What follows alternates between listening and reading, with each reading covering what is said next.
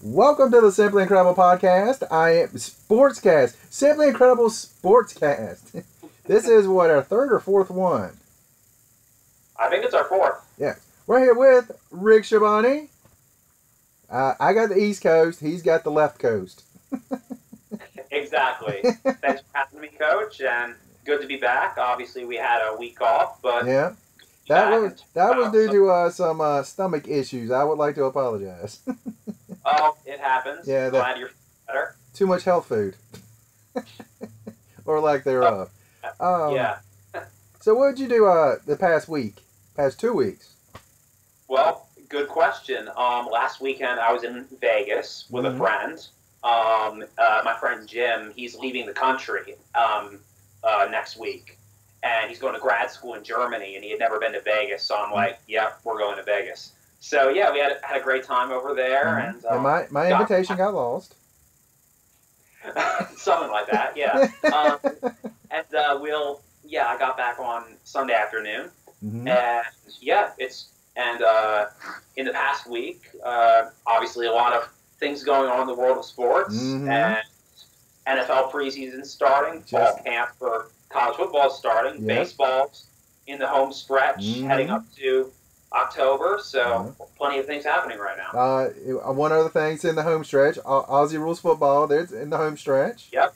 Only 2 weeks left in the regular season, and also there's the International Cup happening for footy right now. I just wrote a couple articles yesterday in relation to the International Cup, which is exactly what it sounds like. Every country except Australia going down there to Melbourne and competing against each other tournament style, and to the winner go the spoils. And this year the U.S. team, the men's team, the Revolution, the women's team, the Freedom, and the women's development team, the Liberty. Very creative names, I know. Yeah, they work hard on that. Yeah, they've all gone down there, and just the other day, the U.S. beat France, and I did the write-up for that game. Donald Lee, one of our players at the LA Dragons, was the ruckman. So if you see a 6'6" athletic black guy in the ruck, that's him. So we Donald Lee, aka D-Rock. And you told us 2 weeks ago that he was going to be going. So that is awesome. That is awesome. We also have two other players on the Dragons who they aren't on the team this year, but they'll be playing for them next year when the Revolution goes to the UK and Ireland for a tournament next year. And that's Gabriel Martin Del Campo. He's one of our midfielders. And we've also got Billy McGovern. They're both currently injured right now, unfortunately. Both rehabbing some knee injuries, but they'll be good to go for next spring, and we're excited to have them on the team too. So how often is the International Cup? Every 3 years. Every 3 years, okay. This year, let me check here. This year in Division 1, there's a men's Division 1 side, a men's Division 2 side, and a women's side. This year, in the men's division, there is the U.S., the UK, Ireland, South Africa, Canada, Papua New Guinea, France, Fiji, New Zealand, and Nauru. And on the women's side, there's Great Britain, the UK, Canada, the U.S., Ireland, Fiji, Papua New Guinea, Pakistan, and a combined team from European Union countries. So there's an EU team as well. And in men's Division 2, three countries making their debut this year: Croatia, Sri Lanka, and Germany. And then there's also Pakistan, Indonesia, China, India, and Japan. Wow. So you're going to see it growing. It is. Absolutely. It's been great to see it take off, and obviously myself and all the other journalists at worldfootynews.com have been insanely busy recently. That's awesome. That is awesome.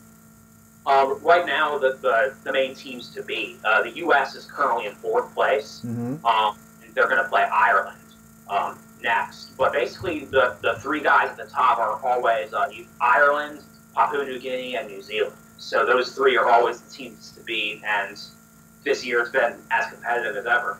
So they don't let Australia play? No, because obviously it'd be a blowout. But Well, it's like basketball. Yeah. America gets to play. But yeah, it's yeah. They obviously the Aussies give everyone a warm welcome, and it the International Cup. I read some insane number. Like it contributes over $1 billion to the Victorian government, to schools, to AFL, the AFL itself. It's a great organization for everyone involved. And this year they have like a few themed rounds. Like they've got community round, they've got a school round. So basically, just a great opportunity for Aussie kids and families and all sorts of people to see footy, played by international athletes. Mm-hmm. So it's really successful event, and again, it only happens every 3 years. That is great. What a great opportunity. Now, as I told you, I finally got to watch a game. It's the first time I've watched one since a full game since I was a kid, back when they showed it on ESPN just about every day. That's back when ESPN didn't have the rights to football, baseball, hockey, basketball, and all the different sports. And so that was kind of one of their staples back in the day. And there was now there was two things that first of all, what was the two teams that I watched? Richmond and Geelong. Richmond, right? That's right. I was like Geelong. What was it? Yeah, but it's Geelong. Geelong. That sounds French. Geelong, but I'm pretty sure it's Aboriginal Australian. Okay. But sure. Aboriginal Australian. That's slang for French. But you were telling me that was a really big game because the announcers, they were really hyping this game up too. And it turned out to be a really good game. Yeah, well, the thing is, Richmond kind of came out of nowhere this year. Like, basically, under their current coach, they've been very disappointing. Like, every year they underachieve under this guy. Like, for 3 years, I think it was 2013, 14, and 15, they made the finals, but they lost in the first round all 3 times. And then last year they missed the finals altogether. So it's safe to say that he was the coach. His name's Damien Hardwick. It's safe to say that he was under the microscope a bit there. But yeah, overall they've done really well this year. But unfortunately, they seem to keep slipping up in the big games because at the time Richmond was like number 5 on the ladder and Geelong was number 2. So if Richmond pulled off that upset, that would really, heading into finals, that would give them a lot of momentum. But unfortunately, Geelong took home the bacon, basically. They had a huge lead at halftime. They were up by like 20-some points, and Richmond made a huge comeback. Did they actually take the lead? I think they may have. I think they did by like a point or two. Yeah. And then right there at the end, they Geelong just kind of pulled away, which I know I'm mispronouncing it. That's better. Yeah. That's better, that was a heck of a game. But there were two things I wanted to ask you about, and I actually did ask you about one of them. Is out of bounds makes no sense to me whatsoever. You had a line. Yeah, it's good, maybe, but Yeah. Like if you can go out of bounds and still be okay, and that makes no sense to me. Yeah, like I was saying, the main rule that's followed. Well, first off, you've got to again tackle them legally, which is between the shoulders and the knees. Yeah. You can shove someone off the field, and you can tackle them out of bounds. But the main catch is you can't deliberately push or kick the ball out of bounds. And if you do, the other team gets a free kick. Okay. So essentially, obviously there's the white boundary of the oval. And there's a few yards, a few meters maybe outside of that, which is still kind of in play, but not really. So if the ball has really crossed that line and someone tries to push it back in, that sometimes the ref will let that slide. But I agree, it can be confusing in terms of, is he actually out of bounds or is he not, or what's going on? So because I was like in tennis, that would work out really great. That may or may not have been in. Whatever. You're right. Yeah. But that was one thing. But the other thing was, at one point in the game, one of the guys, and doggone, I can't remember which team, he was defending right at his own goal, and he got the ball in a scrum, and he just punched it out of bounds. Well, through the goal. And so the other Right. team got 1 point. And they were Yeah. making kind of a big deal over this. And my question was, if the referees had said that he did it on purpose, what would have happened? Because the referees just like, nothing happened and go on, keep playing. Well, here's the thing. Like, obviously, basically, the 1 point is obviously, normally, it's called a behind. When it's kicked between the outer 2 posts, not the big 2 yeah, in the middle. Right. So, but the main rules are that, like, obviously, but also if you hit the post, it's a behind. Mm-hmm. And if a defender gets his hand on it before it goes over, regardless of which post it's going through, that's also a behind. So basically, the rule of thumb is if a defender gets his hands on it at all, if he pushes it through the goalpost or if he taps it before it goes through, that's still 1 point. And I think, personally, it really annoys me when defenders do that. But at the same time, if you're in that position, it's going to be really risky to try to kick it out yourself because everyone's swarming at you. Yeah, exactly. And there's very high risk that the other team will score a goal. So if you push it through for a behind, it's annoying, but it's still illegal. But I mean, so if the refs had said he did it on purpose, nothing would have happened. Game just would have kept going.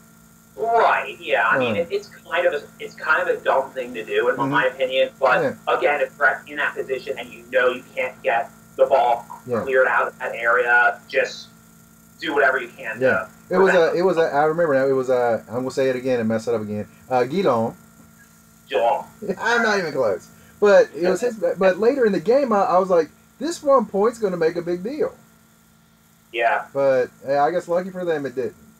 Yeah. Well, another reason it was such a exciting back and forth affair is because 2 of the best players in the game right now, you probably heard them, Patrick Dangerfield for Geelong and Dustin Martin for Richmond. He was number 8 for Richmond, the guy with all the tattoos on the team. Yeah.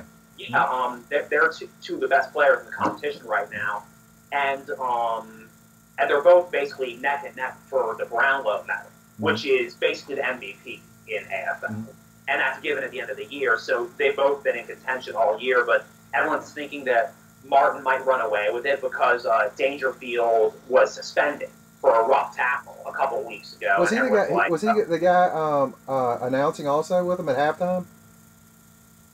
I didn't see halftime. Okay, because they were showing the one guy that he was suspended. I assume it was him for a punch, and they were, and it cracked me up. They said he was suspended, but he's one of the most gentlemanly players in the game. Yeah. I was like, wait a minute. Did they interview him before halftime, or what was it? I think they were just talking at halftime with him. Oh well, I think he was there in a suit and everything.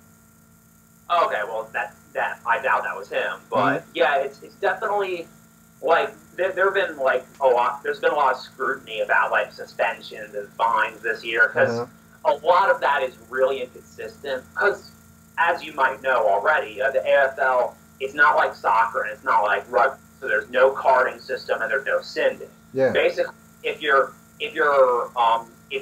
do something that's illegal in the rules of the game, and obviously the regular penalty, other team gets a free kick. Like you make a high tackle or if you shove someone in the back, that's a free kick, right? Well, sometimes if it's like an egregious offense, the umpire will report you, and at the time of the infraction, and then afterwards you actually do like a legit suit and tie tribunal type thing.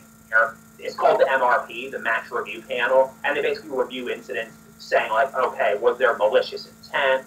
Was this, a genuine, like, was it accidental or was it not? And basically, fines or suspensions are handed down accordingly. And it's rare for players to get suspended more than 1 game these days, but at the same time, they've been very inconsistent in terms of what they report and what they have. So blame the MRP, blame the umpires, but the result is that a lot of fans have been pissed this year, more so than others. And I think there's, a case to be made saying that, there's no in between. Like, either the umpires are way too lenient or way too strict. So it doesn't really help your team or the match review panel in the long run. because, you know, a lot of times these players are found not guilty of violations. Tricks, how's it going? Oh, I'm sorry. Someone was just jumped in the chat, so I just wanted to say hey to him. Yeah. One real quick question about this too, and just a quick like yes no type of thing. Do they have any concussion protocols? They do. Yeah. That's something where again, like in AFL, this is something that kind of blew my mind when I first started watching footy. Mm-hmm. If a player is injured, they will not stop the game. Yeah, that's one thing that I was wondering, because one guy looked like he was out cold at one point. I mean, I think he got up, but he still looked wobbly for a little bit. Oh yeah, like unless a player is actually knocked unconscious, they won't stop the game. Mm-hmm. Basically, like and also but you know how in college football, a couple years ago they started having a rule like if your helmet falls off, you have to go out for one play. Yeah. The AFL has done something similar. Like say you get knocked in the forehead and you start bleeding. Mm-hmm. Well, if you're bleeding at all, you have to go off basically. Okay. And I think this might sound bad, but I think that's just as much about player safety as it is about the groundskeepers being like, damn it, stop getting blood on the field.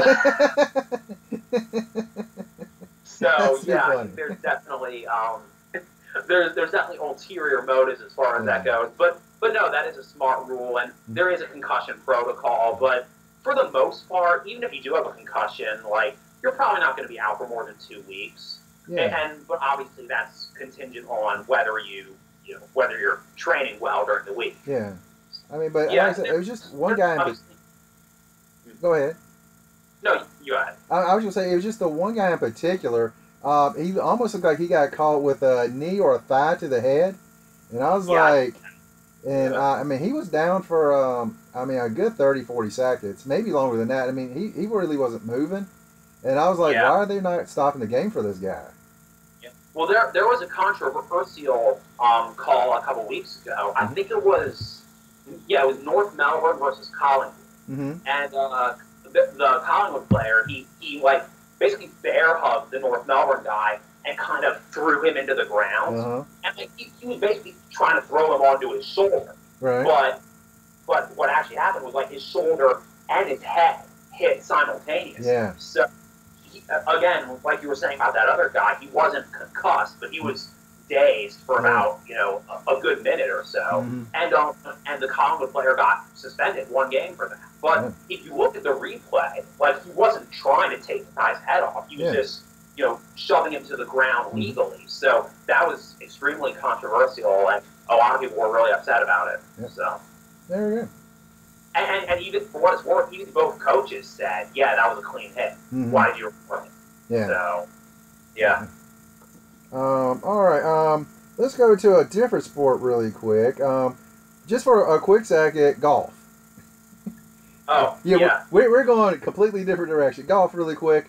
The PGA Championship was just this week, and for me, an unknown, Justin Thomas, he won. I have never heard of him, but apparently this was his 4th win. Wow. I thought, honestly, when I first heard that, I was like, this must be his first. I didn't know. Yeah. But I'm looking at the headline right now. It was his first major, and I saw that. Yeah, obviously I was right down there in Charlotte, apparently. Yeah. And but he's obviously a young guy who clearly has a lot of potential. Mm-hmm. And I think and apparently him and Jordan Spieth are good friends. They've been good friends since high school, apparently. Oh, really? I wonder if they went to college together. I wonder, because I know Jordan was at Texas, I believe. He was. Justin Thomas. Yeah, again, I've never heard of this guy. Spieth, Spieth is actually a few months younger than Thomas. But they actually, according to the article that I'm reading here on ESPN, they actually represented the U.S. in the Junior Masters in France back when they were in high school. So, and also, apparently, Thomas also did really well at the Sony Open in Hawaii earlier this year. So, one of the things that I thought was really awesome is afterwards I was watching the Post, and they were interviewing his dad. And that was really awesome. His dad was like, I knew he had talent when he was really young, and he was telling me things to do, and I was like, dang, that's pretty awesome. And you know, you could tell his dad was kind of getting misty-eyed over it, and I was like, that's pretty awesome. Yeah. It's good to see these guys with really close relationships with their family like that. So I thought that was awesome. I agree, yeah. Let's see. Some of the notables that were close. Francisco Molinari, he finished second. Tied with Louis Oosthuizen, who has won a major. Ricky Fowler was tied for fifth. Let's see, who else? Matt Kuchar, tied for ninth. Justin Day, big story. He was tied for, he finished tied for ninth, but he was 4 under with 1 to play in the third round. And he was chunking the ball all over the place. On his 18th hole in the third round, he had a 4 over. He had a snowman on the hole. You just don't see that much from these guys. So that took him out of contention. And that's all I see from, you know, like the main guys toward the top. Spieth was nowhere to be found. McIlroy was all the way down to 22nd. So Spieth was tied for 28th at +2. So that's your golf update. Hey. But yeah, it's pretty cool to see a kind of a new guy on the scene. That's pretty good. Oh, absolutely, yeah. Would you like to go baseball or football? Let's talk about baseball. Baseball! There we go. One of the things I did want to go through was the kind of the standings, because we have maybe 6 weeks left in the season, 7 weeks. Something like that, yeah. And I haven't actually really looked at the standings, but I kind of knew who's in first on every division. But the Red Sox in the American League East, I thought the Yankees were like a game apart. The Red Sox have pulled 4.5 out in front now. Yeah, I'm looking at the standings right now, and they're that seems to be one of the closer divisions. Isn't that sad? And also, the Indians and the Twins are pretty close. Yeah, they're 5 games. The Royals are also 5 games back in that division also. And the Royals have been playing pretty good, even though they're in a little struggle right now. Yes, I'm cheating. I'm looking.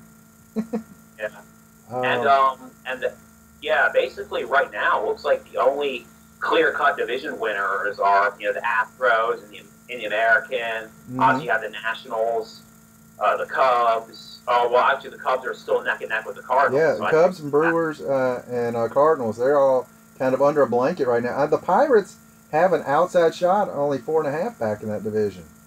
Yeah, a guy I play footy with, one of the Americans, he's a huge Pirates fan, and obviously he's really hoping they make the playoffs because, you know, hey, the Penguins won the Stanley Cup, so he needs something else to cheer about right now. There you go. And then, you know, obviously the Dodgers are doing great as they are rolling. Yeah. If it's not the Nationals and the Dodgers going for the pennant, I'd be very surprised. So. I mean, to me, I think the Cubs are right there with them in 7 games or 5 game or 7 game series. But I don't know. I mean, but I will say this: did you see Bryce Harper almost got hurt really bad?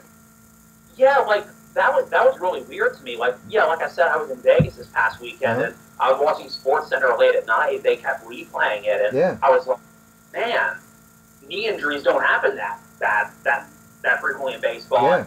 Thankfully, he didn't tear anything. He just hyperextended it, apparently. Yeah, but some people are saying that that it was, you know, like it was sprinkling a little. Yeah. Like it didn't actually rain, but, you know, the conditions were still kind of damp. Yeah. So some people were actually complaining and saying, you know, hey, the bases weren't wiped down properly or something. And I don't know if that would definitely contribute to it. I think there were more factors at play than that. But still, obviously that's a scary moment for Team C. And you know, it's definitely going to affect them in these last few weeks heading up to the series. Yeah, so. I mean, well, they got such a lead, so they can give him a week off, 2 weeks off, whatever he needs. But, I mean, he hit, most of the time you see the guys when they hit first base, it's kind of on the inside of the first base. He hit, like, right on top and just kind of slid right off. Yeah, that was weird. And I mean, it looked like he could have really torn something in there. And I'm not a Nats fan by any stretch of the imagination, but I never want to see anybody get hurt. Oh, of And course not. thankfully, he just might miss a week or something, and hopefully he'll get back. My grandpa and my uncle are big Nats fans, Mm-hmm. so yeah, I'm sure they were sweating bullets right there. Yeah, but because when I first saw it, I was like, "This is Strasburg all over again." yeah, it looked pretty bad. Mm-hmm. Thankfully, wasn't too bad. I see the Nats are playing right now. They're hosting the Angels. Oh, are they? Scoreless halfway through the second. Yeah, so, my Mets are playing the Yankees right now, so that's all second. I have little hope for that. Yeah. But as we look at the playoffs, you got the Astros clearly going to win that division. They're up 12, and to me, that might be the best team in the American League. They've been playing great. I mean, that lineup from first through ninth, they can all hit great and fast. And possible MVP is Jose Altuve. That kid is so good at second base for them every year, right there at the top of the batting average or batting title. And as I mentioned one time, I think he might be one of the few players to be an all-star for the same team in two different in both leagues. No kidding. Yeah, a few years back, he was when the Astros switched leagues. Yeah, he was an all-star in the National League. Then they switched over. He's been an all-star in the American League. I totally forgot they switched leagues. Yeah, I was looking back. I haven't seen anybody else to do that. When did that happen? Which year? Man, I knew you'd ask me that. Doggone it. You know what? I might be thinking batting title he might have won in both leagues. Yeah. Let me see here. Let's see. Astros. National League. Yeah, I'm cheating. You ain't cheating, you ain't trying. Is there an American League West? What year did they switch? They switched. Astros will be moving. This says 2013. Oh, no kidding. Mm-hmm. Not too long ago. Did he win? Yeah. You know what? He might have won a batting title in both leagues. Nice. Yeah, I'm looking at the wild card standings, Mm-hmm. and and obviously the front runners in the American are likely going to be the Angels and the Yankees. Yeah. But then the Rockies. I actually saw a Rockies game when I was in Denver for footy last month. Uh-huh. We got like super cheap nosebleed tickets for like $16. Mm-hmm. It was me and a few of the other footy guys, some Aussies and some Americans. And yeah, like we actually left the seventh inning stretch because it was such a blowout. They were up like 11-2 on the White Sox. So yeah, I was when I was in San Diego, I was really hoping to go to a Padres game, and since Comic-Con is literally right next door, so the Padres are out of town. And the day we leave is the day the New York Mets come into play. Oh. I texted my brother, I was like, hey, the Mets are coming to town. I will stay 2 more days. You gotta plan around that. Dude, if I had the money, I definitely would have. I'd love to see my Mets play, but I think they got kind of blown out too. So, but that would have been cool. But I did get to walk around on the field and stuff out there too, so that was cool. Oh yeah, it's a beautiful stadium. Yeah, it really is. And I'll tell you what, when you're walking around in the outfield, for some reason it doesn't feel as big. Yeah. I feel like that's a lot of baseball diamonds. Like they look huge on TV when you're actually there in person. Mm-hmm. And obviously it's kind of based on how high up you are. Yeah. But either way, it's like, oh hey, it's not that huge. I was literally walking around in the outfield. Yeah, exactly. So I'm just coming around, and I go back to the wall, and I like jump up against the wall, and I'm like, it's not that the wall's not that high. It's easy to save a home run here. And I'm like pointing to like last year, Giancarlo Stanton in the home run derby, he hit one way up on that building over there. Yeah. So I thought that was pretty cool. And let's see, MVPs. I'm still looking at Altuve. Gosh, I don't even know anybody that's even close to him right now in the American League. Well, more importantly, who's going to get the Cy Young? Oh, gosh. Who do you think? Good question. Yeah. I honestly don't know. I think there's definitely been some contenders, but I don't know. I can't really think of anyone who really stands out head and shoulders above the pack. I think there have been some good ones, but I don't know. I don't know why I had a brain cramp, but American League, and Chris Sale may be the guy, or for the Red Sox, and Corey Kluber for Cleveland. Okay. I mean, those two guys have kind of been head and shoulders above everyone pitching this year in the American League. Nationally, and this is tough as well, but Clayton Kershaw has been dominating, but he's been out a lot. Yeah, he's had more injury issues than I can think of. You know, like he's normally so durable, but yeah, you're right. He's definitely when he's played, he's been fantastic. But he also, yeah, there have definitely been some moments where he's been out because of injury, and I think it's kind of unfair to hold that against him. Yeah. But at the end of the day, Cy Young, you know, that award only matters when you're playing almost every single game throughout the year. So I think he's still definitely the ace in the entire league. It's obvious, but at the same time, just based on that, you know, he probably won't get a fair vote this year, but that's okay. Just more ammunition for next year. I think two other guys you have to look at is Zach Greinke. He's been pitching well again, former teammate of Kershaw with the Dodgers, and also Max Scherzer. He's also having another good year. Hey, Joker68, what is going on? How's it going? So I'm not gonna lie. I tell you what, when Greinke first started, I remember how shaky he looked up there. It wasn't that he was bad; he just didn't have that confidence. You could tell he was almost overthinking a lot of his pitches. But now, of course, he's one of the best in the league. Yeah, and gotta give him credit for that. Yeah, he started his career with the Royals, right? Royals, then Brewers, then Dodgers. I believe that's the only, and he's with the Diamondbacks now. But I think that's the only four teams he's played for. Yeah, I believe so. I don't think he played with anybody between the Royals and Brewers. I don't think so. Okay. But Chris Sale in the American League, golly, he strikes out 10 just about every game this year. It's incredible. Absolutely. I mean, he was really good with the White Sox before this year, and now he's coming over. And still with that team, a disappointment has been David Price. You thought that was going to be a great 1-2 aces out there, and Price just hasn't had it this year. Yeah. So, man. And say Rookie of the Year, I think you got to look at Judge in the American League and Bellinger in the National League. Even though since the All-Star break, he has really been struggling. Judge, really been struggling. Yeah, like you wonder if he kind of hit his peak too early in the year. Mm-hmm. Obviously, if the Yankees get that wild card spot that we were talking about, they'll have a better chance. But still, I think I don't think he's been he definitely hasn't been as consistent recently. But I think that's mostly because and this is always seems to be a challenge with the rookies. It's just just like with a rookie in any sport, when your opposition has film on you, they know your weaknesses and they know your strengths. They're going to try to exploit that. I know a lot of people are still saying, well, it's the home run derby.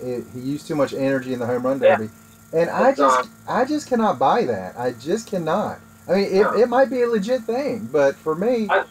I think it's just a psychological. Yeah, I mean, he had deal with those ups and downs and get out of those slumps quicker. Yeah, I mean, he played the All-Star game. That was on a Tuesday, and the home run derby was on a Monday. Then they had 2 days off before they started the second half. But so for me, I don't think so.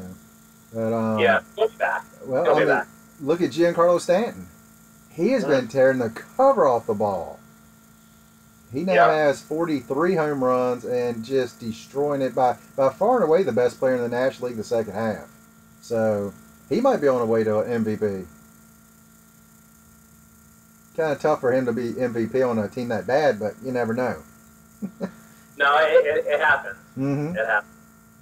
Let's see. Anything else in baseball? I was about to ask you if you were ready to switch over to NFL. So yes.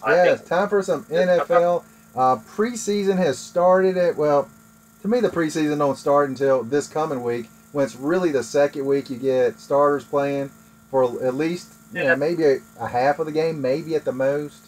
But week 3 is my real start. When they play almost the entire game.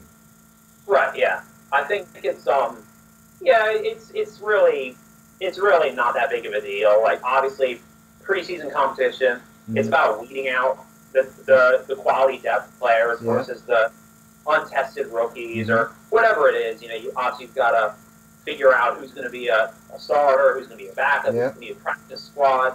It's all about trying to, and also just trying to get other players healthy. Plenty of people are on the physically unable to perform list right now. The PUP list, it's all about identifying, roster needs from top to bottom. And if anyone, it annoys the heck out of me when people put so much stock in preseason. I'm like, come on. Oh, gosh. I was going to mention that, too.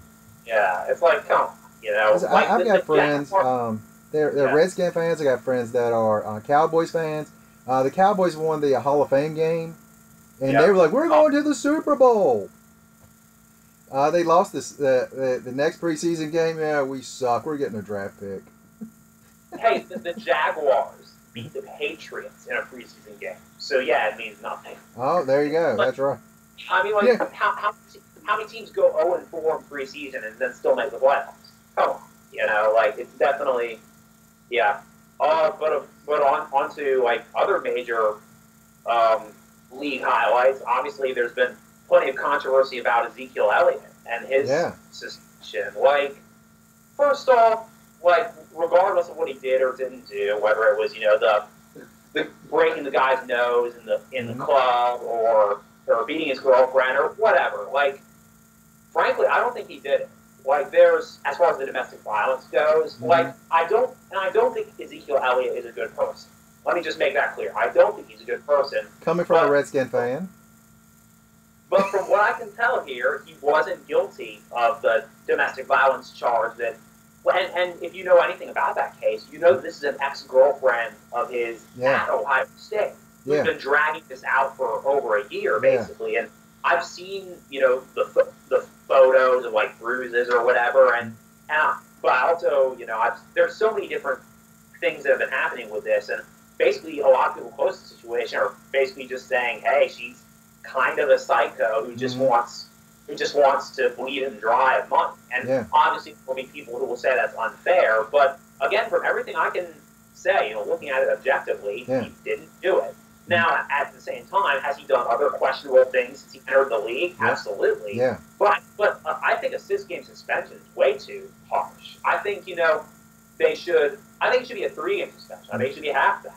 Maybe 4. But at the same time, he hasn't actually been charged or convicted with anything. He's done some things that are very questionable, but the irony is that's kind of, the ball is kind of the NFL's court. Yeah. Because if they think you violated the personal conduct policy, they can slap you with any type of suspension, and your individual team can do that too. But at the same time, again, I don't think Elliott did it, and I think he is being, to some extent, being treated unfairly. And I know there are plenty of his teammates or former teammates who have vouched for him and said, hey, he's a young kid, he's still working things out, he's barely 21. He should still technically be in college. He's still maturing. He's still learning those tough lessons. And should he be more careful? Absolutely. Yeah. But there are a lot of people who do believe in him and do think he's smart enough to recognize his mistakes. And hopefully they're right. I think, again, I don't think he was, mentally or emotionally ready for the NFL right away. And I think he should have been smart enough to, have more people in his corner who would be like, hey, you need to try to avoid certain situations that look bad. So I think he'll learn from this, but at the same time, I do think the suspension is unjust. And again, that's coming from someone who dislikes him and his team. So see, now I gotta be honest, I don't know enough about that situation to be able to say it is too much, it is not too much.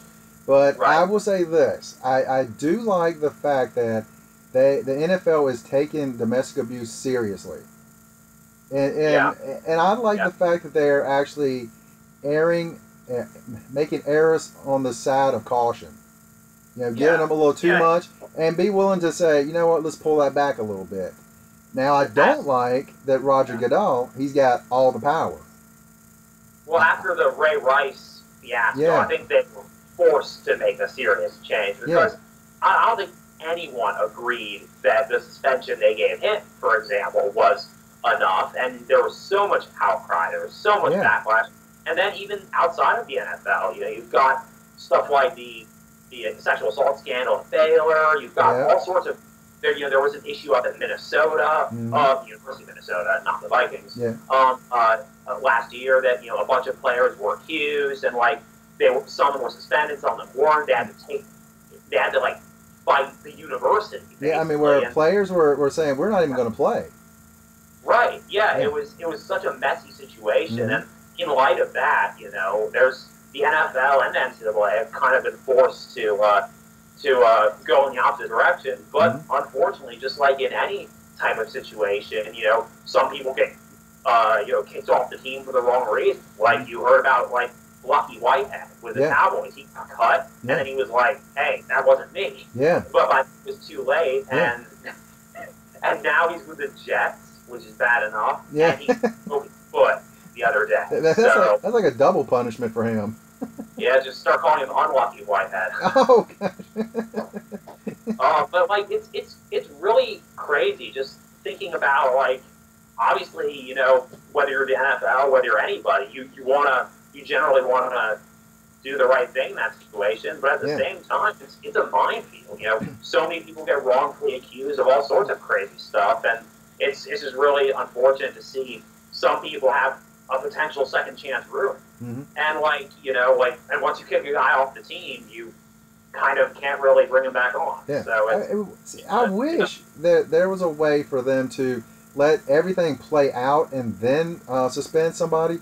But on the flip side, if you're the victim of an actual situation, how would you feel if this person is out there making millions of dollars and knowing that they really have no punishment? And eventually it will come to them, but at the same time, it's like, what do you do in that situation? It's really tough, I think, for the people in charge to decide when do we need to do something, when do we not need to do something.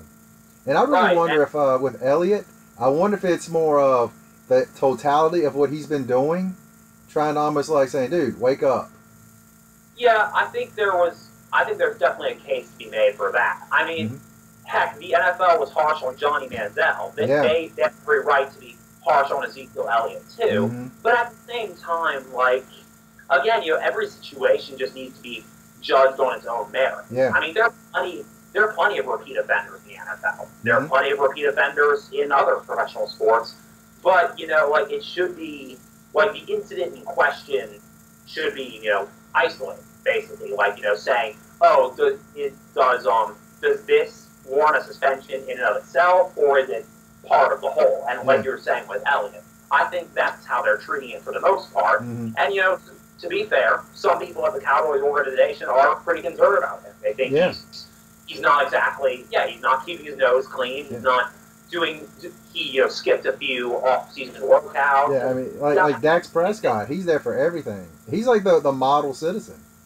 Yeah, but by that same token, there are plenty of veterans who are, hot-headed and they don't report to those mandatory workouts because they're rich and they can. Either they're holding out for a new contract or they just don't seem to care about being a team player. Yeah. And I think that's something that's definitely important to clarify. Just because you're an NFL veteran doesn't mean you're automatically more emotionally mature than a rookie. I mean, obviously that seems kind of counterintuitive, but that's, I hate to say it, but that's what millions of dollars in salary payments can do to something. I mean, it's definitely important just to be able to, not just listen to constructive criticism, but be able to realize, just like anyone in the real world, oh, hey, I'm not in college anymore. I need to, start being more responsible and have fun when I'm supposed to have fun and, get to work when I need to. And obviously that's something that is really hard to master, even when you don't have the schedule of professional athletes. So as far as Elliott goes, again, the optimist in me wants to be like, oh, hey, he knows how talented he is. Everyone else knows how talented he is, and he knows that the Cowboys have made a big investment. So I think he's going to, definitely get some better counsel this time. But of course, it remains to be seen if that'll continue to be a pattern. Yep. Because it's all about building good habits, and I definitely think that that was one of the best things about martial arts, because anyone can be dedicated at training and work hard at in that form, but it's all about having positive habits in other parts of your life that are really going to transform yourself. Yep. So, yeah, build those habits. They build your life. Yep. Absolutely. Somebody on here, my buddy Joker. He's a Detroit Lions fan just like me. He says, "How do you think they're going to do this year?" I think. Well, here's one thing that I'm definitely going to say, and I've always thought that even though his stats are consistently good, even though he's had great receivers over the years, I've always thought that Matt Stafford is a very underrated quarterback. I think he's someone who doesn't really get the credit he should get sometimes, because you got to remember, when they drafted him, wasn't that right after they went 0-16 or something? I think it was. I think that was the pick they got for that. Yeah.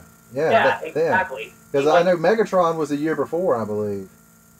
You could not have walked into a bigger train. Right? Yeah. And Stafford, that's his team now. I think they definitely need to get more playmakers. They need to because that division. I think that division has the most parity of any division in the NFC right now. I mean, everyone talks about the NFC East.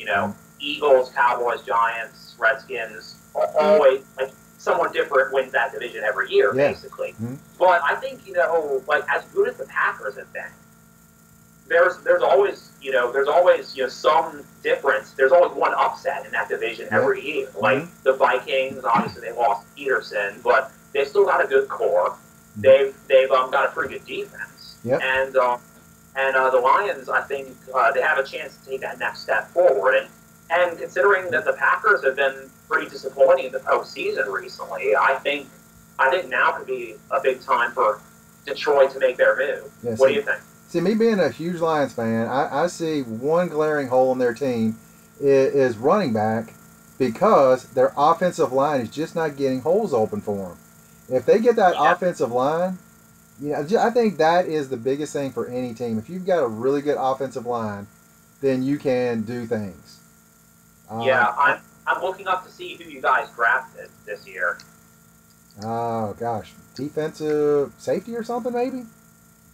Let me see here. But I mean, and he also said, can they beat the Packers? And I say yes, they can beat the Packers.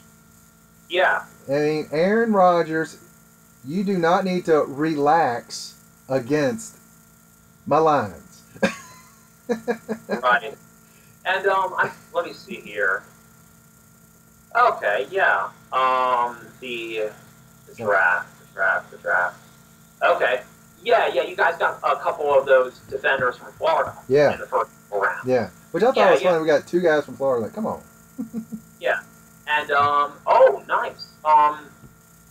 You guys got Brad Kyle at a quarterback. I think. Obviously he came out of the ACC, Miami. Whether he's the answer beyond Stafford, that's up in the air. But he's someone who I was always consistently impressed with at Miami. The main issue with him is he's got the arm strength. He's just too scrawny. He's got to hit the weights. But if he does that, I think he could potentially do some damage in the NFL if he gets an opportunity. He actually went to high school right down the street from me. So. What, from where you are now? Yeah. Oh, okay. I thought you meant here in Virginia. I was like, really? No. He went to Chaminade Catholic Prep School, I believe, which is several blocks away from me, basically. Gotcha. And and obviously it was kind of a shock when he went from Southern California all the way to Miami. But I think he's someone, if he works hard enough, he definitely become a difference maker. And Also, you guys got Kenny Galladay, who's Yep. a big-time receiver. Mm-hmm. He was actually a really interesting story. The only reason I know anything about him is because I saw him play for Northern Illinois once. I think it was like a Thursday night game last year, something like that. Mm-hmm. But the guy was, I think he was from the Chicago area. I want to say he was. And he got no FBS offers out of high school. He ended up at North Dakota, of all places. And he did, but his freshman year in North Dakota, he grew from 5'11" to 6'4" in 1 year. So I'm still waiting for my growth spurt. Yeah, and so and he was extremely productive his first 2 years in North Dakota, Mm-hmm. and then decided to transfer to Northern Illinois, and he tore up the competition in Northern Illinois. So he doesn't. I don't think he has the physicality of Megatron, but Mm-hmm. he could be a difference maker for you guys if you put him in the right place. Mm-hmm. So. Yeah, if we get an offensive line to block for running backs and for a passing game, I think Detroit can be really good. Now, having said that, I'll tell you what, Chicago, Trubisky in his first game had a good game, and I'd completely forgotten they picked up Victor Cruz. Now, You're right. Yeah, if Cruz is healthy, that could be a Yeah. pretty good combination. I don't want to see him dancing in the end zone too much, but that could be a good combination. I mean, Trubisky, everyone criticized the Bears when they didn't get Deshaun Watson. I did. Yeah. I totally did. I called this months in advance. They're supposed to get Watson. I'm like, why did they not get Watson? And obviously the thing with Trubisky was like, he was only the starter for like a year and a half. Yeah. And but of course, he led that NCAA completion percentage. So he completed like 72% of his passes, which is incredible.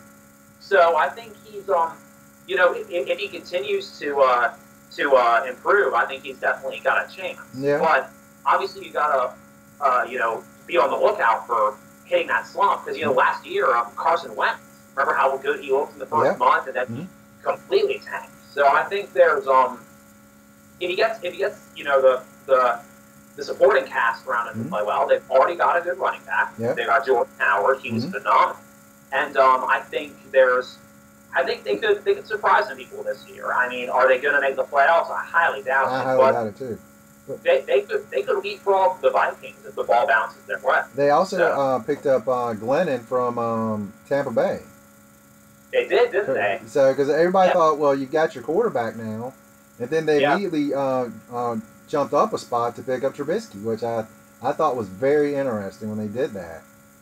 It's kind of what the Texans are doing. I saw it last week. Yeah, it was either last week or 2 weeks ago. I forget when. But they were basically saying that some Texan teammates were actually saying, as much as we like what Deshaun Watson is doing, we know he can't start right away. Mm-hmm. So they're, predictably they're calling for Tom Savage, who was the starter for part last year to play. So I think Watson really is going to settle in very nicely, but obviously with rookies, you really just don't want to throw them in the fire too quickly. I think Trubisky, if anybody, is going to be the rookie who starts from day one, but even that isn't a guarantee. Mm-hmm. So, yeah. And also in the division is, which I find very underrated, is Sam Bradford from Minnesota. Oh yeah, I'm like everybody's like, well, they got Bradford, they don't have a quarterback. He just set the record for completion percentage for a season, which totally blew my mind that he set that record. And he was an emergency free agent addition after that. Yeah, they picked him up from Philadelphia last year. Yeah, after that horrible injury to Teddy Bridgewater, and it's crazy. Bridgewater is going to miss this entire season too. Yeah, he has been on the sideline doing a little bit of stuff, but he's not going to play. They originally thought that his career was done, and when he came out of Louisville, I've never heard of an injury that horrific in practice. Yeah. I mean, no one touched him or anything. But when he was at Louisville, when he come out, I thought he's going to be the best quarterback in that draft. And he had a good first season, and they had that just horrible injury. It's like, oh my goodness. Yeah, when they bring out the inflatable cast, it's an injury. Mm-hmm. But yeah, Bradford has definitely been a big addition for them, and obviously, and probably undeservedly, he'll get a lot of the criticism this year because Peterson's not there anymore, and Bradford, the onus is going to be on Bradford to to continue to be as consistent as he was last year. But again, the Vikings have a good defense. Yeah. They just need more. I've seen more some. time. I've seen some. Go ahead. They also still have Stephon Diggs, who is one of the most exciting players I've seen. Yeah. In all time. Mm-hmm. He played for Maryland. He was a phenomenal player at Maryland. He got injured pretty frequently, but when he was on the field, look at, like, I want to say he had like 4 punt return touchdowns in 1 year. Mm-hmm. It was like the guy ran like a 4.35 in the fourth. Yeah, it's insanely fast how good he is. I think it's crazy. Yeah. But dang it, what did I say? Oh man. Nah, never mind. Oh yeah, I know that. I hear a lot of people projecting. You keep talking about the Vikings defense. That there's a lot of people projecting them to have the best defense in the entire league this year. I think they're top 5. Mm-hmm. I definitely wouldn't say they have the best. I tell you what, if the Texans, if J.J. Watt comes back, and you got him on one side, Clowney on the other side, that's going to be tough. That is going to be tough. The main thing with them is that neither of them have been healthy enough. Yeah. I'm saying. Like, and the thing about both of them is that they're really versatile. Mm-hmm. Like, Watt is a defensive end. Clowney was basically drafted as a defensive tackle, but he was going to play end in the NFL. Mm-hmm. But they're both, Watt can be a stand-up linebacker in a 3-4, and Clowney can, rush the passer from any position. Yeah. So, again, it's just been a question of health issues. Clowney's been around for 3 or 4 seasons, but he's only been healthy for a couple full seasons. Yeah, I think last year was his best year. And he's done a great job. And the thing I like about Clowney is that he knows how to balance it. And I think Watt is actually a good example of this too. Like you think of them, you think of fiery, go-getter, animal type players. Yeah. But I think they're also really good at just being, lead by example. Like in the huddle, they're leading by example. Mm-hmm. They know exactly where to be. They know where their teammates need to be. Mm-hmm. But when the ball gets snapped, they're all business. And they know how to lead by example. So I think they're kind of an interesting contrast because obviously in the NFL you assume there are 2 types of players. The fiery Ray Lewis type players, mm-hmm. and then the low key guys like Marcus Mariota. Yeah. He's someone who's very much a leader, but he's very quiet about mm-hmm. it. And I think a lot of players can be both when the situation calls for it. Yeah. I think that's something that definitely earns your teammate respect. Just knowing when to shut up and get to work, and knowing when to fire up your teammates. See, Clowney, that was one of the things they were worried about when he come out of South Carolina. Because they saw he took a lot of plays off at South Carolina, but when he was on, I mean, he would just run over linemen and just destroy people. And now he's got to that point. Now I think he's not taking very many plays off. Everybody on the lines they will take a play off here and there, and he's really really improved on that. And what's great about him is, like you were saying, he's so versatile. If there's a tight end on his side, he can trail the tight end if he needs to, or he can go right around. So it's pretty impressive when you got guys like that. Yeah, I think it's in terms of taking plays off. Mm-hmm. A lot of times it's hard to tell. Yeah. If that's by design mm-hmm. or a lack of work ethic issue. Because a lot of times with defensive coordinators mixing up plays, obviously a guy like Clowney is going to get double teamed all the time. Yeah. They're going to isolate him, and they're going to try to neutralize his impact for the game. But I think a lot of times, that can be misinterpreted. He's having an off game. Yeah. But at the same time, everyone might be occupying that guy, and with someone like him, it's hard not to. Yeah. So I think, a lot of times defensive coordinators kind of try to use that to their advantage, especially on the defensive line, because you got to rotate so many bodies through the defensive line all the time. So I think there's definitely, and especially since a lot of players up there, they're kind of third down specialists. They're going to blitz and rush the passer on third down. So a lot of times, in that type of situation, in the NFL, they're viewed as, they're 3-4 play. In a 4-3, they'd be defensive end, and a 3-4, they'd be an outside linebacker. So I think there's, scheme-wise, there's a lot of wiggle room with that. But But at the end of the day, that is kind of a gamble. You know, whoever it is, whatever the prospect is, like knowing whether he's an every down player or just a big reserve guy. So I'm trying to remember who the nose tackle was for Detroit a couple years ago. Nick Fairley? Yes. That guy, he took every play off. I don't even know. I mean, when he was in college at Auburn, I mean, yeah, he made some really good plays, but I was like, he doesn't have a motor that just keeps on going. Yeah, and I heard his career might be in jeopardy. He had like some spinal issues. Did he? I can't remember where he was playing last. I knew he left Detroit and he signed somebody with a big contract. I can't remember where it was. Yeah, me neither. But yeah, I heard that his career might be in jeopardy because of like recurring back issues or something. Right. Yeah, like I say, I never want to see anybody get injured. I never want to see that, you know, because when you got back injury, that doesn't last a month or two. That lasts a lifetime. Right. And it's funny that you mentioned Fairley taking every play off because he was like right next to Ndamukong Suh, who's trying to decapitate everyone in his path. Oh, you know what? I forgot. Speaking of Ndamukong Suh, he's with Miami, and they just picked up Jay Cutler. And I'm going to say this. Everyone in Detroit's division, the defensive guys are really upset because he threw many a pass to the cornerbacks. Yep. It's, he's been the butt of all the NFL jokes recently. So, I mean, the Dolphins have just been stuck in neutral recently. They've got plenty of talent. They just haven't had a quarterback. They've given Ryan Tannehill like 5 years now, and he really hasn't done enough. So if he's not traded at the end of the year, I'd be very surprised. Well, he's hurt. He's not even going to play this year. Exactly. So I think one of my friends is a diehard Dolphins fan, and he was like, I don't know why they didn't get that operated on when it happened. His I think it was his right knee, I think. And they said they're going to try to let it heal on its own. And now he missed most of last year, and he's going to miss all of this year. Like that, that might be it for him. Speaking of the AFC East, what are you thinking about Sammy Watkins leaving the Bills and going to the Rams? I thought that was really interesting when it happened.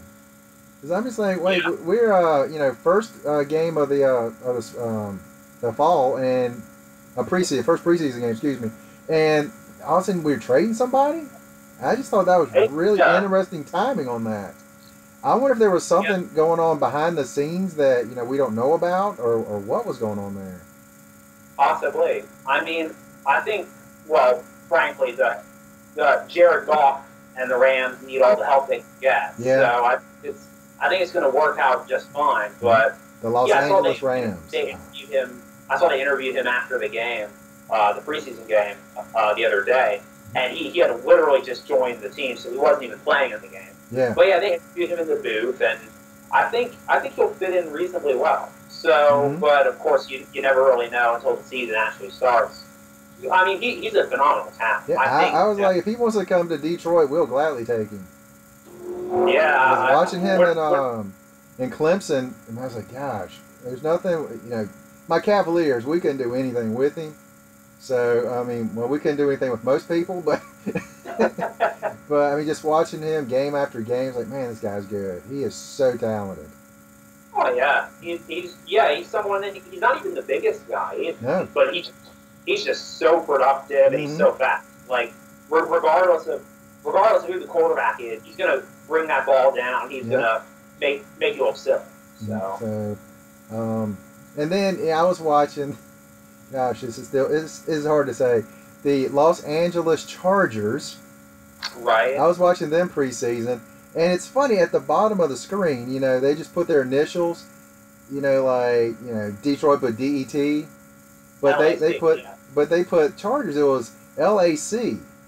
Yeah. And I'm like, the Clippers are playing. Why are the Clippers playing? Oh man. And that's all I'm thinking. It's like, wait, it's not them. And then next year it's going to be the Las Vegas Raiders. Yeah. Golly. Crazy to think about. Yeah.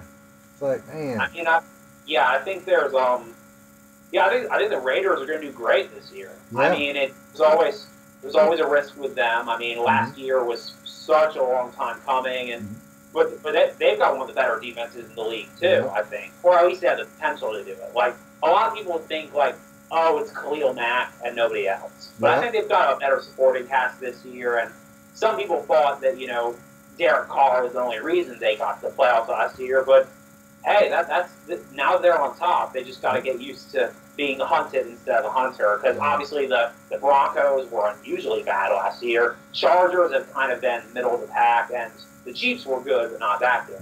So I think, Raiders and Chiefs, that's a good enough battle right there to keep the AFC West entertaining. I think Amari Cooper, that kid is great. Yeah. And I'm like, because every time I saw him down at Alabama, I was like, man, this guy's good. He's so big. He's physical with everybody. And all the cornerbacks. I mean, as a wide receiver, he is big. He's strong. He's fast. And when I see him in the NFL, he shows that he is really approaching to be one of the top guys. And then Derek Carr, like you were saying, the highest paid quarterback in the league. Great. I mean, think about that for a second. You got all these guys, future Hall of Famers, and he is the highest paid player. Oh, wait a minute. Devontae Freeman just signed a contract to be the highest paid running back in the league. Yeah, like he's been someone who, like, he's been consistently productive. Obviously the Falcons, he was basically their best player last year. Yeah. Even Matt Ryan got all the credit. Freeman was fantastic, and I think he's definitely one of the best rushers, if not the best in the league right now. There's a decent amount of competition, but just based on last year, that was outstanding. Yeah. So I think he's gonna. I think both him and Carr. Obviously people are like, oh, why the heck are they getting the biggest contracts? But that's enough of a chip on their shoulder to be like, hey, last year wasn't a fluke. We just gotta keep building on that. So. Who do you think has the best quarterback running back duo? Ooh. Because I was looking at now a great one 5 years ago would have been Breeze and Peterson. Yeah. Yeah. Right now it's not what it used to be. Freeman and Ryan. Yeah. What we just talking about? Cooper and not Cooper. Cooper's a wide receiver. Who else? I mean, those. Dax Prescott and Ezekiel Elliott. That's a great young one for years to come. If Ezekiel stays out of trouble. Yeah, and I don't even know who Detroit's running back is. So there you go. Who's going to be Bell? I guess if Le'Veon Bell signs him and Roethlisberger. Sure. I think. What's the Redskins guy? I think. Yeah, I definitely like Bell. He made the Pro Bowl last year, didn't he? Yeah. I think he might have been second in the league in rushing, something like that, maybe third. Oh, he's a monster. When he has time to run, he's a monster. Well, he has that really unusual cadence when he's running. He doesn't just hit the hole. He just kind of slowly inches forward until he finds a hole. And I think that it's really interesting how he does that. Oh yeah. Well, he's behind such a great O. Yeah. Like the Steelers can have injury after injury on that O line. They're still gonna pave the way. Yeah. So I think he's definitely in contention for best running back in the league. Because you know what? I was just thinking about Carr and Beast Mode. Yeah. It depends on. It's going to be interesting to see, Lynch's comeback story. Yeah. I mean, I know he's looked pretty good in workouts, so it's going to be tough to stop him if he's at full strength. Yeah, it took a so year I off. think, but also there's there are a lot of good rookie running backs. Obviously, everyone's talking about Leonard Fournette at Jacksonville. I think more than any other, he's got the highest expectations. Yeah. I was to a buddy of mine who's a Panthers fan, and he's really excited about Christian McCaffrey, obviously, but I think the jury's still out on him. Like he's been obviously he's got an NFL bloodline. Yeah. He was really productive at Stanford, but he really didn't do that well at the combine. And I think he's going to eventually be a starter. But to me, it seems like almost the pace of the game will be a little too overwhelming for him first. He's got vision. He's a tough blocker. He can catch passes out of the backfield. But I don't really know if he's going to succeed right away, especially playing for the Panthers. I mean, their O-line has been suspect for so long, and I think McCaffrey has the talent to grow and develop into a big time starter. But the question is that O-line strong? I tell you who he reminds me of, and I am not for 1 second saying he'll in 10 years be the same guy, and that was Marshall Faulk. Because he can catch the ball really well, and when he catches it, he's got moves that can do something. But, like you were saying, I don't know if he can carry the ball 25 times a game. Yeah. I think that's the one thing about him. But I think he's got all these other things that he can do. But, you can move him out to the outside. He can catch passes. He can catch a screen and go. But I think he can actually block pretty good, too. Even though I think that's underrated for him. And he even returned a few kicks at Stanford. Yeah. I think they'll find a role for him, but again, I don't really know if it'll matter, quite frankly, considering Cam Newton and the rest of that backfield is taking so many hits per game. So I know the Panthers have definitely invested in that O-line since they lost the Super Bowl a few years ago. Yep. But they there's still a lot more questions than answers up there, I think. That division's got some really good quarterbacks. Yeah. Yeah, I mean, Jameis Winston he's fit in so well in the NFL. I know a lot of people thought he should have stayed one more year in college, but I think he made that judgment call pretty well. And obviously a lot of people were, they think he's got character issues, or that was my worry about him. I was wondering if he was going to be mature enough, and he has shown to be really good. And I'll tell you what, Cam Newton, to be honest, I had those same questions when he come out. Right. And honestly, so far what I've seen in the NFL, on the field and off the field, I'm highly impressed with both of those guys. I agree. I think Winston, the thing about Winston is I think he's someone, even when I saw him at Florida State, I was like, this guy's sometimes he feels like he's a little bit too into it. Yeah. And what I mean by that is he doesn't really know when to say no. Yeah. He's really outgoing guy. He's a really friendly guy. And since he's leading people on a football field, he kind of feels invincible a little bit there. And obviously he got into a little bit of off-field trouble at FSU. Yeah, but you're right. Since he's entered the league, he's been outstanding and just a great guy for the community. Because if you want to build a franchise around a quarterback, he's the guy to do it. Just because he's such a good leader, and he really knows how to unify a locker room and put the team on the back. So I think the Buccaneers, the big issue this year for them is Doug Martin, their running back. Yeah. He got a suspension for substance abuse policy, unfortunately. But obviously they have Mike Evans, who is a fantastic receiver. I think he actually is better than I anticipated him being. I think he's almost at Amari Cooper's level. Was he out from? Was it Northwestern? He was at Mike Evans. Let me look him up. Mike Evans. Somewhere in Big Ten. In my mind, I'm thinking that's where he was. I might be wrong on that. But one thing about Winston, while you're looking that up, is that the one thing I thought on the field, I thought he had plenty of talent, but he would do knucklehead things off the field, like that one time in the lunchroom saying something very vulgar to a woman. I mean, just standing on a table, and I'm like, dude. That was my only question about him. But I am so proud that he's doing really well. Good for him. And Evans went to Texas A&M actually. A&M, so. That's right, because he was with Prescott.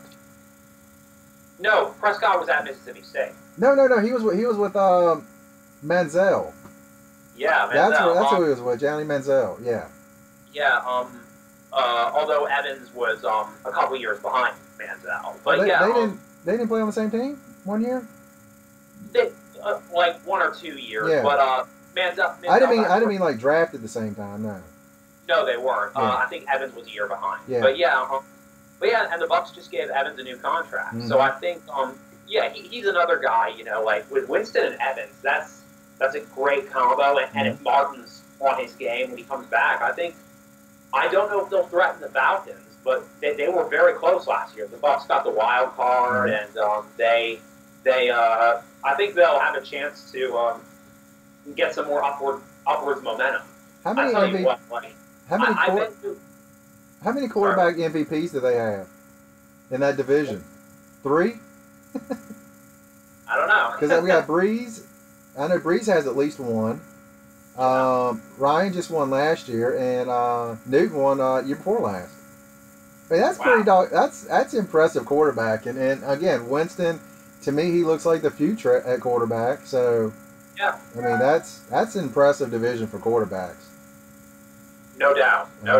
I think if I think the Buccaneers, obviously they've got some pieces on defense. I think that's going to be the biggest thing for them. They've got my boy, the former Sooner, Gerald McCoy. I mean, he's a terrific defensive tackle. I think he was a Pro Bowl last year, and they've got a few other players who are up and comers, and I think that's going to be the big issue for them, because obviously, when I was a kid, the Bucs defense, they had a murderer's row of talent. You had your John Lynch's, your Warren Sapps, your Derek Brookses, all those guys. Like, so much fun to watch. And Rondé Barber.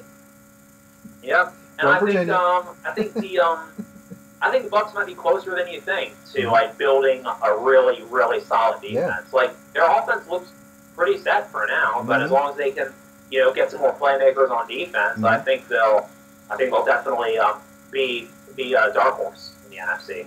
Yeah, and as for the NFC West, I think that's the one division we haven't talked about. I think that's another one that's kind of, shake them up in a bottle and see where they land, basically. I mean, the Cardinals are pretty consistent under Bruce Arians. Seahawks are obviously consistent.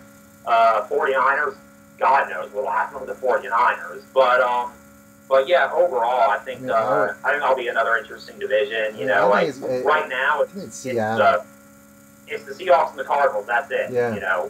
Unless the Rams make a massive leap in year 2 under Goff, they're going to struggle, and the Niners too. Like there's going to be there's more talent than what it looks like on paper in San Francisco, but I don't see them making a move at all. Like 5-11, 6-10. I think that's their ceiling right now. But give them time. I would say that for me, the easiest pick for who will win a division is the Patriots. Oh, obviously. I think it's them and no one else in that division. I just don't see Buffalo and who else? Miami and the Jets. Yeah. I mean, the Jets, they may not win a game. Yeah. They need to win one, though. They must win one, because I don't want them to tie my Detroit Lions for going winless. I don't want that. I think the Bills have come super close recently, but now that Watkins is gone, they're going to go in reverse. Who's going to be their quarterback this year? Tyrod Taylor. Is he still? I was thinking they picked up somebody else. So I think they did, but Taylor's still the starter right now. But at the same time, like he's been good. I think he's had moments where he's been great. But the real question is he going to have the help now that Watkins is gone? Yeah, that's really curious to me why they did that. I don't know, but also and then you've got AFC North. I think the Steelers, barring a catastrophe, the Steelers are going to win that one again. But Bengals or Ravens, like the Ravens are really hot and cold these days. And since with the Ravens, Flacco is getting kind of old, so I think they kind of need to. They're kind of like the Saints. Breeze is still great with the Saints, but he's getting up there in age. So I think the Ravens are going to kind of be at a crossroads in a few years unless they draft really, really well. So. I mean, they're always going to be good. They're a well-coached team. Yep. Obviously, Harbaugh's Harbaugh's a really good coach there. But, I think mostly because the Bengals have been surprising. Like, I was going to say, the Bengals are the team that I would either pick to, it's going to be first, second in that division.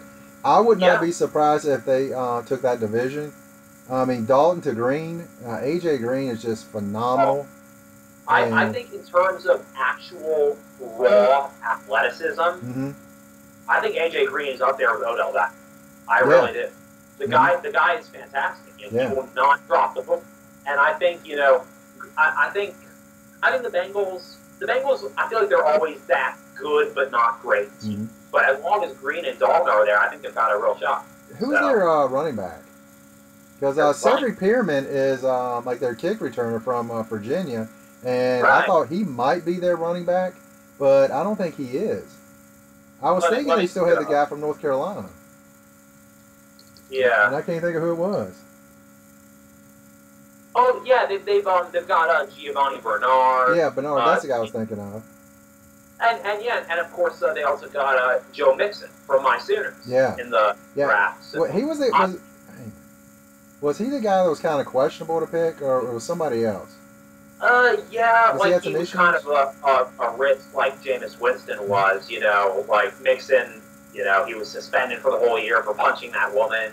Oh, and, you know, obviously I'm a Sooner fan, so really unfortunate incident, and of course when the video came out, everyone was upset with him, but I was just like, that was clearly self-defense. Like, if a girl spits on you and calls you the N-word, I don't think he shouldn't have knocked her out. He shouldn't have broken her jaw. But that was when everyone was up in arms about him, only him. I was like, not really. I mean, you know, it's man, you have to walk away. You have to. I can't. I've never been in that situation, so I can't say what I would have done. Man. Yeah. And to the kid's credit, like, he didn't get in any trouble after that. Yeah. Really, he definitely learned from his mistakes, and I know that, you know, the Sooners wouldn't have put him back on the field if they didn't feel he had paid his dues. So, and I think you know, he's definitely ready for the NFL, and he's an outstanding player. He was second in the NCAA in all-purpose yards last year. He's another guy who's very dangerous catching the ball out of the backfield. Joker just said that, what do you think about Marshawn Lynch sitting down during the national anthem the other night? I got to be honest, I thought nothing of it.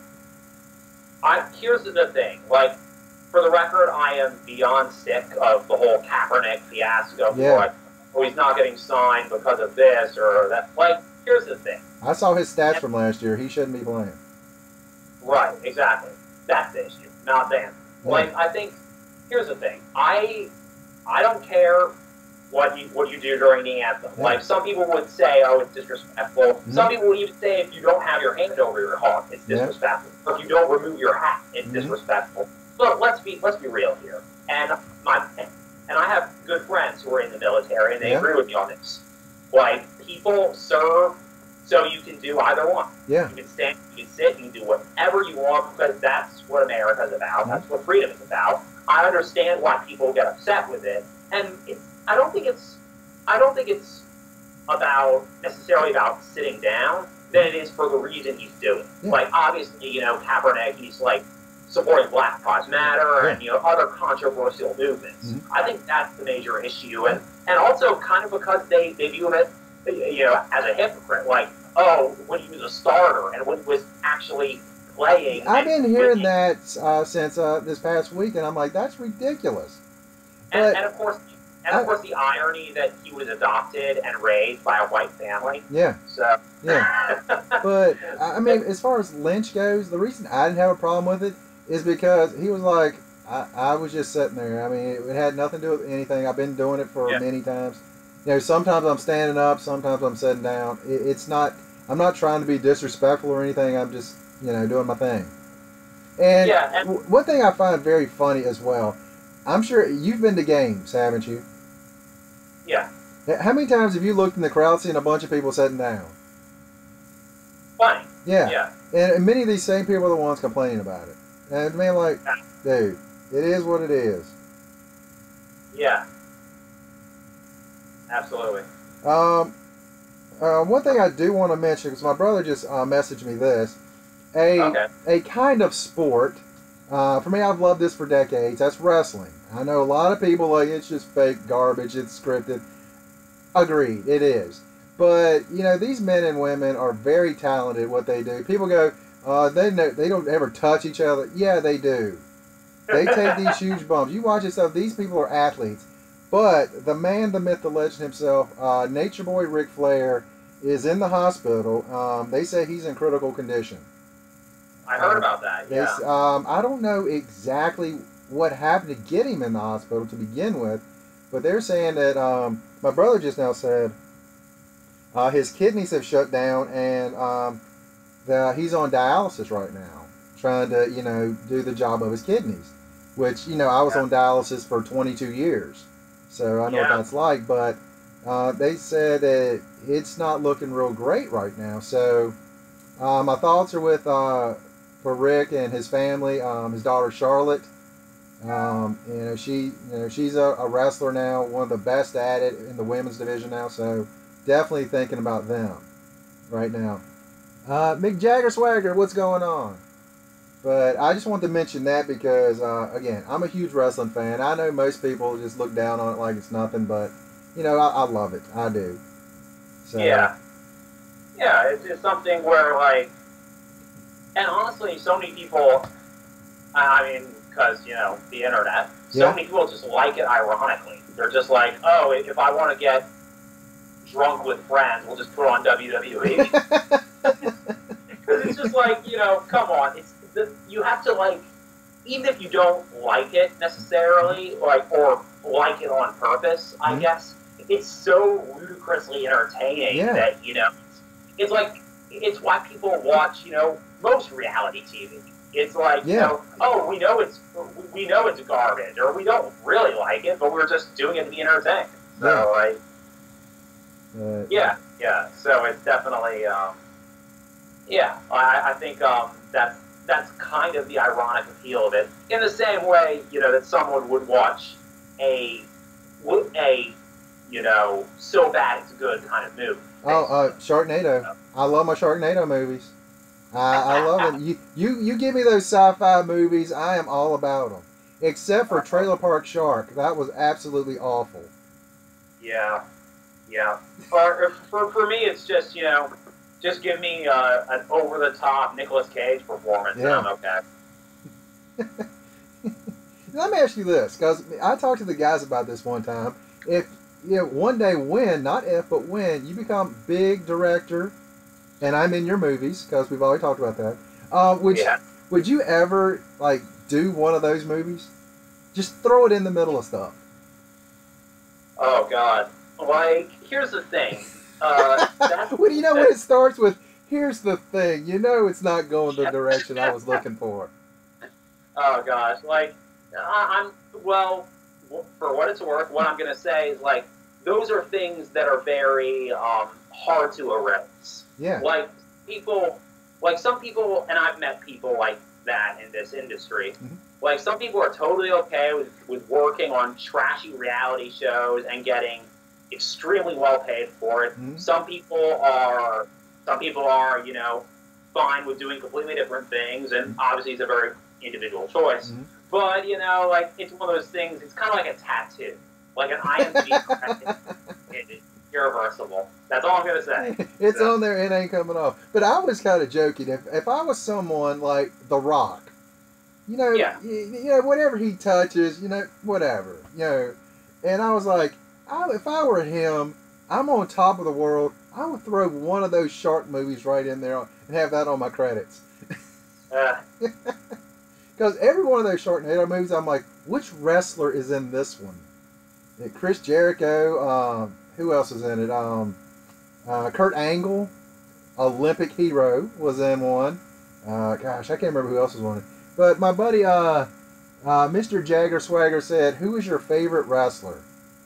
Do you have any? Not really. How about you? He's like, I hate them all. I am a huge fan of, well, y'all can't see, but I've got action figures up here. Let me see if y'all can see that. I don't know if you can see it. I've got The Miz up there. Okay. Former reality star turned professional wrestler. And he's one of those guys that growing up, he wanted to be a professional wrestler and is now living his dream. Yeah. So for me, The Miz, that's one of my guys. And now I know my camera's a little bit crooked, but it is what it is. we're about done anyway. But I love watching The Miz. And he's a great talker now, and I love watching him. So that's who my guy is. But now, gosh, I would say it was my favorite women's wrestler. We got a list of them. Actually, I just met, where's it at? Where's it at? Here it is. I just met about a month ago Victoria, former WWE diva. So, oh, excuse me, she was not a diva. She was one of the women wrestlers. That's before they started calling them divas, and now they've changed it back to women's wrestlers like they should have. Yeah.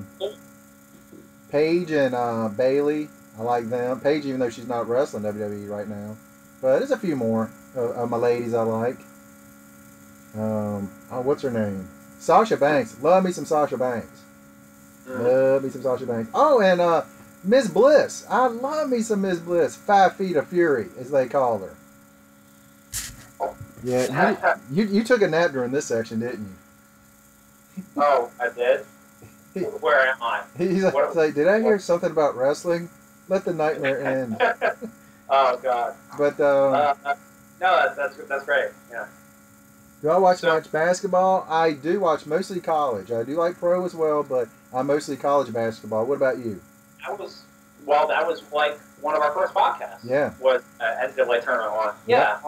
I think it was. Yeah. I don't really get into basketball until after football's over because yes, I am that guy. Yeah. But yeah, there's a lot to like about it. Mm-hmm. In NBA, I'm a Thunder fan. Always have been. So yeah, it's definitely something I like more and more these days. Yeah. Primarily because when I was in college, NMSU had a great team, and I always tried to go to the games, and it's just exciting to to just the atmosphere of a basketball game. I think it's mostly because it's such a smaller arena. Yeah. It feels louder. It feels bigger. Mm-hmm. It's a terrific environment. So if that answers his question, I will say this: I'm a diehard University of Virginia fan. I wouldn't have guessed. About 6 or 7 years ago, before they started getting good, you go to the arena. It was definitely silent. They've gotten good, and now, I mean, going to a game now, it's an event. They got the lights going, they got smoke going, they got halftime entertainment. It's a different thing, and it is great. And I will say this: I think college is so much better than pros. When you go to it, because everyone's into it, except for when you get to playoffs. Yeah. I would say an NBA game, home playoff game, has got to be amazingly exciting. Oh yeah. I think. And amazingly expensive, but yeah. Yeah, massively expensive. Yeah, but I think, that's a lot. Go ahead. Yeah, I've always had that same view. Like, college football and college basketball are 9 times out of 10 more exciting. Mm-hmm. But obviously that's, perspective. So. But I will say this: I think Mark Cuban is the one that made playoff basketball so much more exciting. Oh, I hate that guy. But I mean, sure. But what I'm saying is, though, look what he changed it. He's like, let's make it more of a spectacle. Let's have fireworks going off. Let's have smoke going off. Let's have halftime shows that are ridiculously awesome.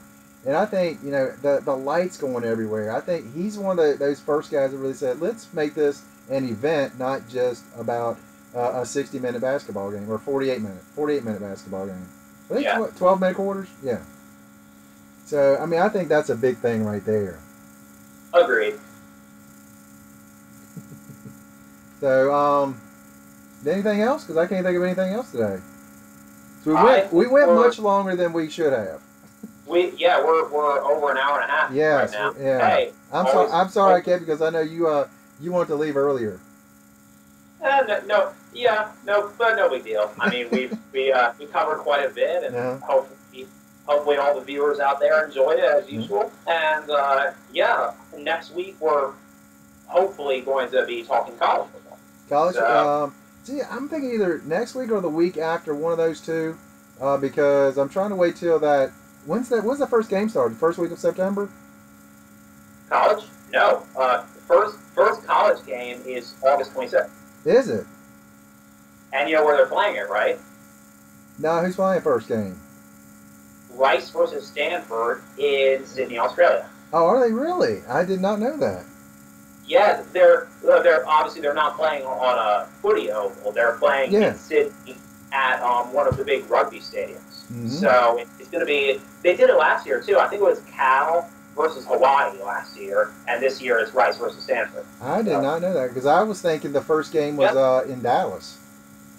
No, but that is going to be in Jerry like World. there are like a couple teams that are going to be like in the last few days of August because like the first Saturday of the actual season is like I think September 2nd.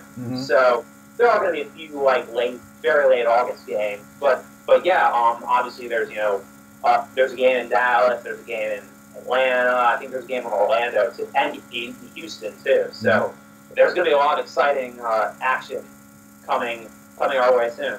I'm not a big fan of them having a regular season game, NFL in London every year.